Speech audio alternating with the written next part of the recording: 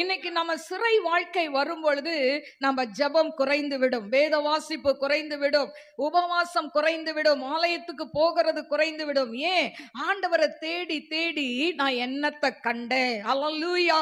பிசாசானவன் ஈஸியாய் கொண்டு வருகிற ஒரு அதாவது பதில் என்னன்னா, நீ ஒழுங்கா ஆலயத்துக்கு போறியே, எல்லாம் செய்றியே, ஏன் உனக்கு இந்த பாடு, ஏன் உனக்கு இந்த போராட்டம், உனக்கு மட்டும்தானே பிரச்சனை, மத்தவங்க நல்லா இருக்கிறாங்களே.